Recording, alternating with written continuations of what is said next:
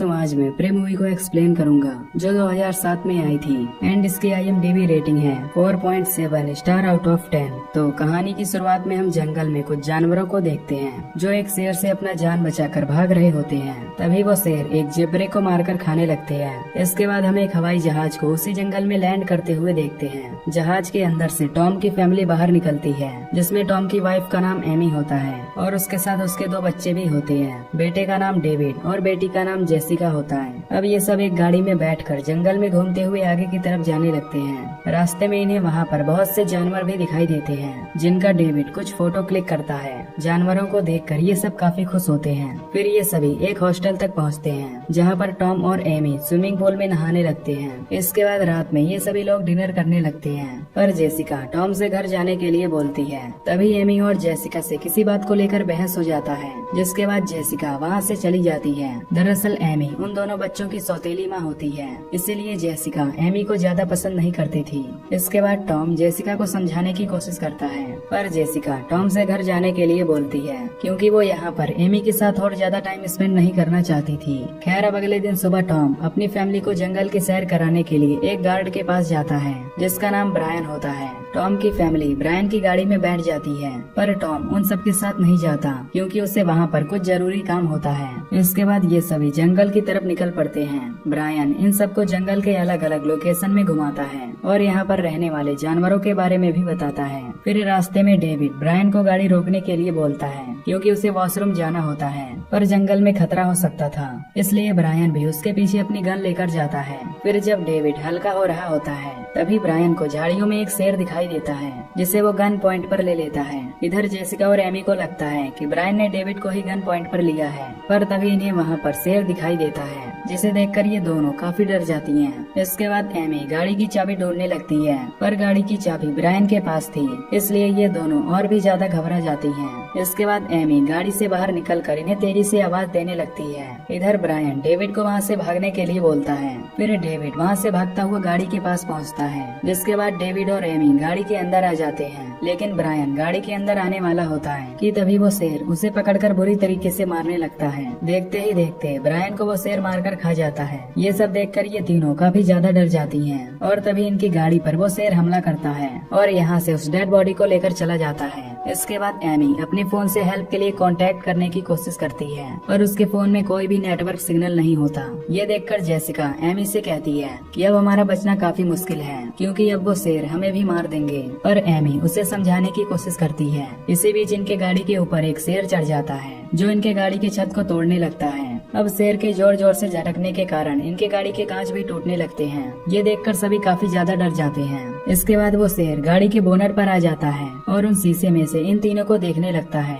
इस पर एमी सबको हिलने से मना करती है, ताकि वो शेर इन पर हमला ना करे। फिर वो शेर यहाँ से वापस चला जाता है। ये देखकर इन्हें कुछ शांति मिलती है। अब जेसिका एमी से वो गन लाने के लिए बोलती है, पर एमी उसे बाहर जाने के लिए मना कर देती है। अब इन सबको सामने कुछ शेर दिखाई दे रहे थे, जो ब्रायन की डेड बॉडी को खा रहे होते हैं और इनकी गाड़ी को देखकर दहाड़ भी रहे होते हैं। खैर, अब उधर टॉम हेलीकॉप्टर से उस हॉस्टल में पहुंचता है, जहां पर वो अपने फैमिली को ढूंढने लगता है, लेकिन टॉम को वहां उसकी फैमिली नहीं दिखाई देती। इधर ये सब गाड़ी के अंदर होते हैं और अब रात काफी हो जाती है, जिसके कारण एमी सभी को सोने के लिए बोलती है। डेविड जेसिका से पूछता है कि क्या वो शेर अभी भी यहाँ पर होंगे, जिस पर जेसिका लाइट ऑन करके चेक करने लगती है। तभी उसके सामने एक शेर दिखाई देता है, जो कि काफी तेजी से दहाड़ रहा होता है। ये देखकर जेसिका लाइट को ऑफ कर देती है। अब डेविड काफी ज्यादा डरा हुआ होता है, इसलिए एमी उसे शांत कराकर सोने के लिए बोलती है। वहीं दूसरी तरफ उस हॉस्टल के लोग टॉम को बताते हैं कि उसकी फैमिली अभी तक यहाँ पर नहीं आई हुई है।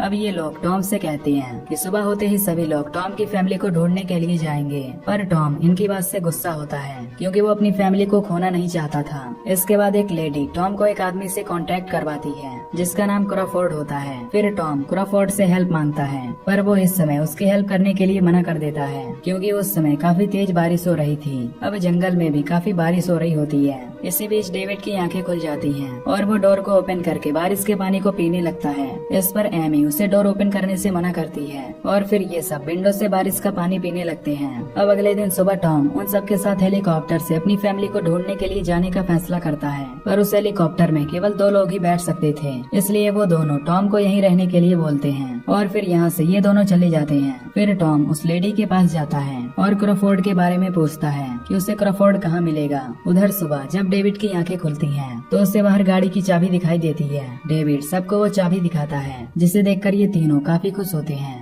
इसके बाद एमी उस चाबी को लेने के लिए बाहर जाने का फैसला करती है। अब एमी नीचे उतरकर धीरे धीरे उस चाबी की तरफ बढ़ने लगती है, पर तभी एक शेर उसका पीछा करने लगता है, जिससे बचकर एमी चाबी लेकर वहाँ से गाड़ी की तरफ भागने लगती है और किसी तरह वो शेर से बचकर गाड़ी के अंदर चली जाती है। वो शेर इनकी गाड़ी पर हमला करता है, लेकिन एमी गाड़ी को स्टार्ट करके वहाँ से जाने लगती है। अब एमी को गाड़ी चलाना नहीं आता था और साथ ही वो रास्ता भी बहुत खराब होता है, इसलिए कुछ दूर जाने पर इनकी गाड़ी पहाड़ से जंप करके एक पत्थर से टकरा जाती है। वहीं दूसरी तरफ टॉम क्रॉफोर्ड से मिलने के लिए उसके घर पर आता है, लेकिन क्रॉफोर्ड टॉम से मिलना नहीं चाहता था, इसलिए वो टॉम की बातों को इग्नोर कर रहा होता है। हालांकि टॉम उसे बहुत मनाने की कोशिश करता है, पर क्रॉफोर्ड टॉम की हेल्प करने के लिए साफ मना कर देता है। इधर एमी गाड़ी को स्टार्ट करने की काफी कोशिश करती है, पर उसकी गाड़ी स्टार्ट नहीं हो रही होती।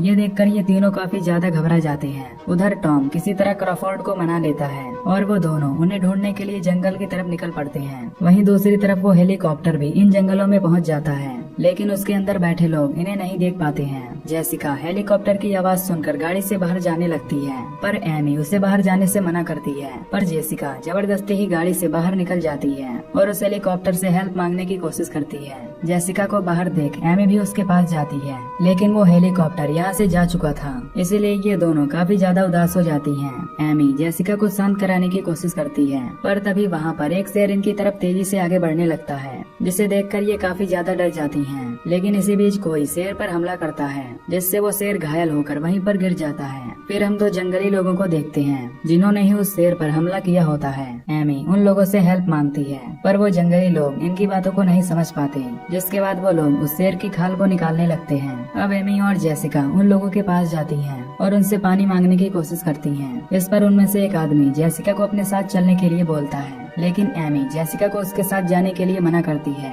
पर जेसिका उसकी बात नहीं मानती और उसे डेविड का ख्याल रखने के लिए बोलकर उस आदमी के साथ जाने लगती है। फिर वो आदमी जेसिका को एक तालाब के पास ले जाता है, जहाँ पर जेसिका पानी पीने लगती है। इसके बाद जेसिका उस आदमी से एक बर्तन मांगती है ताकि वो कुछ पानी एमी और डेविड को भी ले जाकर दे सके।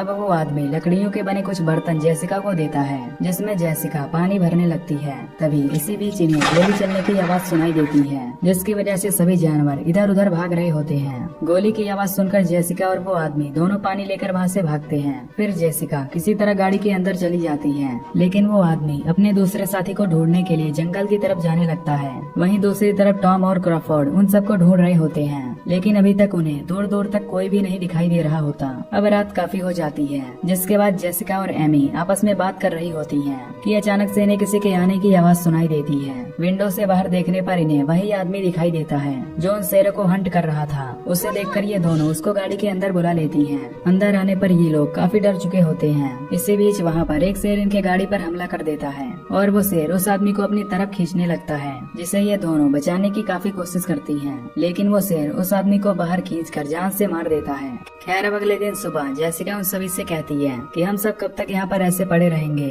हमें हेल्प के लिए कभी न कभी बाहर निकलना ही पड़ेगा। लेकिन एमी उसे बाहर निकलने से मना कर देती है। एमी जेसिका से कहती है कि हमें यहाँ पर मौजूद सामान से खुद को बचाना होगा, इसलिए सबसे पहले हमें उस टूटे हुए शीशे को सीट की मदद से ढकना होगा। ये सुनकर सभी लोग काम में लग जाते हैं। फिर डेविड को गाड़ी में से एक लाइटर मिलता है। उधर हम देखते हैं कि कुछ भेड़िए मिलकर उन डेड बॉडीज को खा रहे होते हैं, जिन्हें डेविड बड़े ध्यान से देख रहा होता है। फिर अचानक से वो भेड़िए यहाँ से चले जाते हैं, जैसे कि वो किसी जानवर को देखकर डर गए हों। खैर अब हम एक शेर को देखते हैं जो इनकी गाड़ी को ध्यान से देख रहा होता है, लेकिन तभी अचानक से वो शेर यहाँ से चला जाता है। इसके बाद यहाँ पर टॉम और क्रॉफोर्ड भी पहुँच जाते हैं, जिनकी गाड़ी की आवाज सुनकर जेसिका एमी से कहती है कि वो वहाँ जाकर उन लोगों से हेल्प मांगेगी, लेकिन एमी उसे मना कर खुद बाहर जाने का फैसला करती है। इधर टॉम और क्रॉफोर्ड पहाड़ी एरिया में होते हैं, जहाँ पर इन्हें दूर दूर तक कोई भी नहीं दिखाई देता, जिसके कारण ये वहाँ से वापस जाने लगते हैं। पर तभी एमी जोर जोर से चिल्लाकर उनसे हेल्प के लिए चिल्लाती है। एमी की आवाज सुनकर ये दोनों उस तरफ जाने लगते हैं। फिर एमी को एक शेर दिखाई देता है, जिसे देखकर वो गाड़ी के अंदर चली जाती है। वहीं दूसरी तरफ टॉम एमी को देखकर क्रॉफोर्ड के साथ उसकी गाड़ी के पास जाने लगता है। इसी बीच एक शेर टॉम पर हमला करने के लिए उसकी तरफ आगे बढ़ता है, पर तभी क्रॉफोर्ड उस शेर को शूट करके मार देता है। इसके बाद एक और शेर क्रॉफोर्ड पर हमला करके उसे भी जान से मार देता है। इधर टॉम भागते भागते गाड़ी तक पहुंच जाता है, पर गाड़ी का डोर ओपन नहीं होता, इसलिए वो गाड़ी के नीचे लेट जाता है। जिसके बाद वो शेर टॉम को पकड़ने की काफी कोशिश करता है। ये देखकर एमी काफी ज्यादा घबरा जाती है और वहाँ पर रखे कुछ टूल्स की मदद से पेट्रोल टैंक को तोड़ने लगती है। फिर टैंक के टूटने के बाद एमी डेविड और जेसिका से कहती है कि जब वो उन लोगों से कहे तब सभी को उस पेड़ पर जाकर चढ़ जाना है। ये बात एमी टॉम से भी कह चुकी थी। फिर एमी गाड़ी से बाहर निकलकर शेर को अपनी तरफ बुलाती है और उन सबको वहाँ से जाने के लिए कहती है। फिर वो सब वहाँ से बाहर निकलकर भाग जाते हैं। इधर शेर गाड़ी के अंदर आ चुका होता है, जिसके बाद एमी भी वहाँ पर मौजूद होती है। उधर वो तीनों पेड़ पर चढ़ने लगते हैं। यहाँ शेर एमी की तरफ आगे बढ़ने की कोशिश कर रहा होता है। इसी बीच एमी उस लाइटर से आग जलाने की कोशिश करती है। टॉम बच्चों को पेड़ पर छोड़कर एमी को बचाने के लिए उसकी तरफ आता है, पर तभी वो लाइटर ऑन हो जाता है, जिसे एमी उस पेट्रोल टैंक की तरफ फेंक देती है। इसकी वजह से वहाँ पर बहुत तेजी से ब्लास्ट होता है, जिसमें वो शेर वहीं पर मर जाता है। टॉम एमी को ढूंढने की कोशिश करता है, पर उसे कहीं भी एमी नहीं दिखाई दे रही होती है, इसलिए वो काफी ज्यादा परेशान हो जाता है। फिर वो बच्चे भी एमी के लिए काफी ज्यादा दुखी हो जाते हैं। उन्हें लग रहा था कि एमी उस आग में जलकर मर गई होगी, पर तभी हम गाड़ी के दूसरी तरफ एमी को देखते हैं, जो कि अभी जिंदा होती है। एमी ने उन सब के साथ खुद को भी बचा लिया था। फिर ये लोग एक साथ मिलकर काफी खुश होते हैं और यहाँ से जाने लगते हैं और यहीं पर ये मूवी खत्म हो जाती है।